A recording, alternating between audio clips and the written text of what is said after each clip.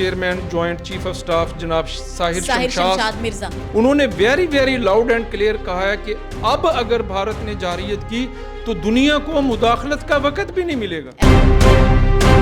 بھارت اپنی سوچ بدلے، اپنا رویہ بدلے، اپنی پالیسی بدلے اور وہ اس چیز کو تسلیم کرے کہ پاکستان نے تمام شعبوں کے اندر اس کو بدترین شکست سے دوچار کیا۔ بھارت میں بھوک ناشتی ہے، لوگ جو بیسک ان کے فنڈامنٹل رائٹس ہیں ان سے محروم ہیں، صحت کی سہولتیں نہیں ہیں، تعلیم نہیں ہے، لوگوں کے پاس چھت نہیں ہے رہنے کے لیے، وہاں پر کسی قسم کا انفراسٹرکچر نہیں ہے، کوئی مواصلات کا نظام نہیں ہے۔ بھارت کے بہت بڑے ایک سیکولر ہیں گوڑا کمارا سوامی، ان کی جو اس وقت تنقید ہے بھارتی پالیسیوں پر اور بھارتی حکومت پر، آپ کیا سمجھتے ہیں کہ وہ کتنی حقائق پر مبنی ہے؟ بھارت دوسرے ممالک میں مداخلت کرتا ہے، دہشت گردی کرتا ہے، دہشت گردی کے لیے فنڈنگ کرتا ہے اور اس کے اپنے ملک کی انتہائی بدترین صورتحال ہے۔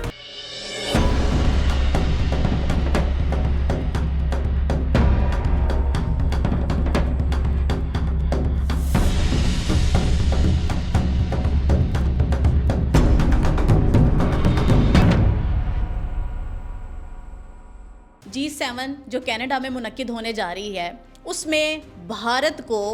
انویٹیشن ہی نہیں دی گئی اور پہلی مرتبہ بھارت اس میں شمولیت اختیار نہیں کر رہا۔ اب RSS کے جو انتشاری ہیں اور پاک بھارت کی جو بھی کشیدگی چلی اور جو حالیہ دنوں میں، جو پچھلے دنوں میں گزشتہ روز جو بھارت کے اتنی منہ توڑ ان کو جو ہے جواب ملا، کرارا ایسا جواب ملا کہ جو 7 جنموں تک وہ بھول نہیں پائیں گے انشاءاللہ پاکستان کی جانب سے۔ تو آپ کیا سمجھتے ہیں کہ یہ والا جو رد عمل ہے اس وقت بھارت کو کتنا اور کس حد تک جو بھگتنا پڑ سکتا ہے؟ بھارت کی جو تمام وہ اپنی کامیابیوں کا، وہ معاشی ہوں، وہ دفاعی ہوں، وہ خارجہ محاذ پہ ہوں، ان کا جو دعویٰ کرتا ہے وہ دعوے کے پول کھل گئے ہیں۔ ایسا ہی ہے۔ اور اب پوری دنیا جو ہے اس چیز کو سٹڈی کر رہی ہے کہ بھی بھارت نے جو اپنی چیزوں کو ہمارے سامنے رکھا ہے، آیا کہ وہ دعوے درست بھی ہیں یا جھوٹ پہ مبنی ہے۔ اب دیکھیں یہ بہت بڑی شرمندگی کی بات ہے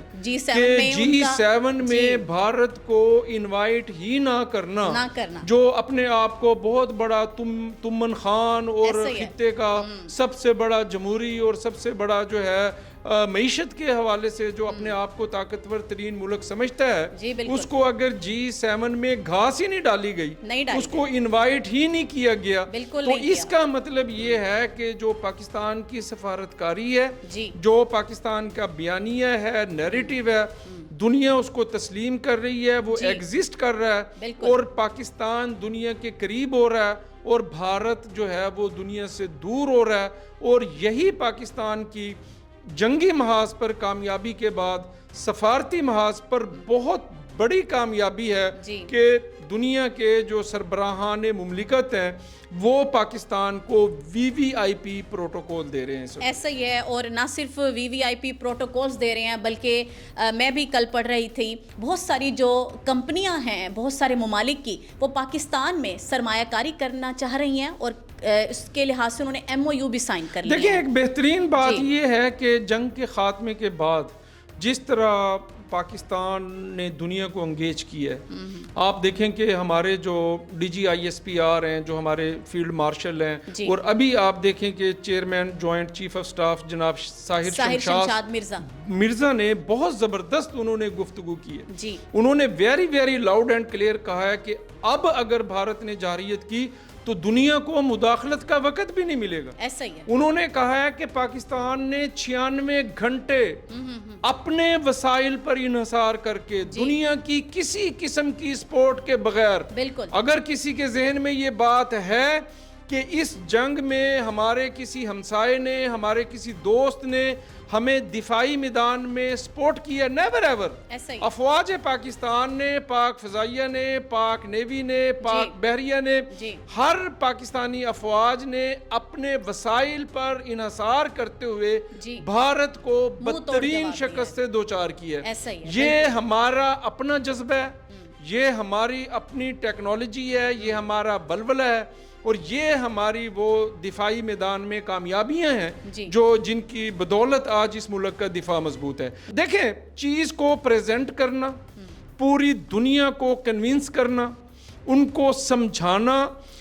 اپنی سٹرینتھ کے بارے میں ان کو آگاہ کرنا، یہ ہوتی ہے اصل چیز۔ سر، بھارت جہاں پر اپنی ہٹ دھرمیوں سے باز نہیں آ رہا، وہاں اب تو ان کے اپنے لوگ ہی اس چیز کو ماننے کو تیار ہو گئے ہیں، کیونکہ بھارتی میڈیا پہلے مانتا نہیں تھا، انکاری تھا، لیکن اب انہوں نے بھی جو ہے اس ہار کو تسلیم کر لیا ہے۔ اور اسی حوالے سے میں آپ کو کہوں گی کہ جو بھارت کے بہت بڑے ایک سیکولر ہیں، گوڑا کمارا سوامی،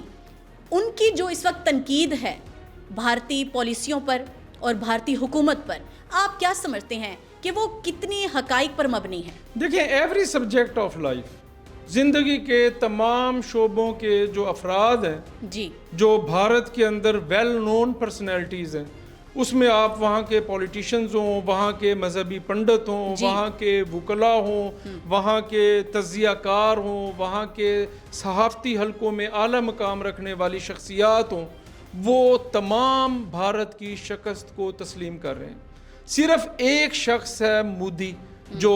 بھارت کی شکست کو تسلیم نہیں کر رہا، اور اس کے پیچھے ہے اس کی پولیٹکس۔ یس، دیکھیں، اس کو پتہ ہے کہ اگر میں اس شکست کو تسلیم کر لوں گا تو آنے والے الیکشن میں میں کامیابی کیسے حاصل کروں گا۔ وہ ابھی بھی بھارت کی عوام کو بیوقوف بنانے کے لیے الیکٹرانک میڈیا میں موجود اپنے جو اس کے حواری ہیں، ان کے ذریعے وہ جو ہے بھارت کی عوام کو بیوقوف بنانے کی کوشش کر رہا ہے۔ لیکن بھارت کے جو بڑے فیمس نام ہیں وہ اس چیز کو تسلیم کر چکے ہیں کہ پاکستان نے بھارت کو بدترین شکست سے، ابھی میں نے آپ کو بات کی ہے کہ جو فرانسیسی ماہر سیاسیات ہیں انہوں نے یہ کل بیان جاری کیا ہے کہ بھارت اپنی سوچ بدلے، اپنا رویہ بدلے، اپنی پالیسی بدلے، اور وہ اس چیز کو تسلیم کرے کہ پاکستان نے تمام شعبوں کے اندر اس کو بدترین شکست سے دوچار کیا۔ بالکل، ہم تو ڈوبے ہیں صنم، تم کو بھی ساتھ لے ڈوبیں گے۔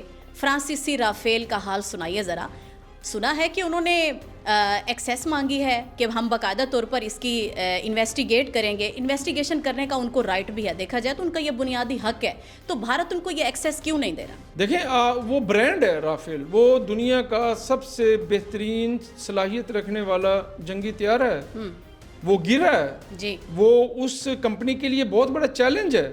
بالکل، وہ اس کو انویسٹیگیٹ کرنا چاہتی ہے، وہ دیکھنا چاہتی ہے کہ کیا وجوہات ہیں۔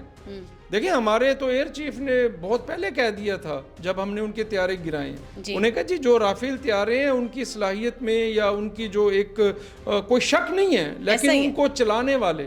ان کو آپریٹ کرنے والے، ان کو اڑانے والے جو اگر نکمے ہوں۔ سر، جب بندر کے ہاتھوں آپ ماچس تھما دیں گے تو اس نے تو پورا جنگل ہی تباہ کرنا ہے۔ دیکھیں نا، اب وہ اس کو انویسٹیگیٹ کرنا چاہتی ہے امپرومنٹ کے لیے یا ان چیزوں کو ایکسپلور کرنا، ان کا بیسک رائٹ ہے۔ تو بھارت اس کی ایکسیس نہیں دے رہا، اور یہ آنے والے دنوں میں یہ تنازع شدت اختیار کرے گا، اور یہ بھی بھارت کے جھوٹ کا پول کھولنے کے لیے یہ ایک بات ہی بہت کافی ہے کہ بھارت اپنے گرے ہوئے طیاروں کی ایکسیس دینے کے لیے تیار نہیں ہے۔ اور ہمارے D G I S P R نے ایک پریس کانفرنس میں کہا تھا کہ ان طیاروں میں جو پائلٹ موجود تھے ہمیں ان کے ناموں تک کا پتہ ہے۔ تو بات یہ ہے کہ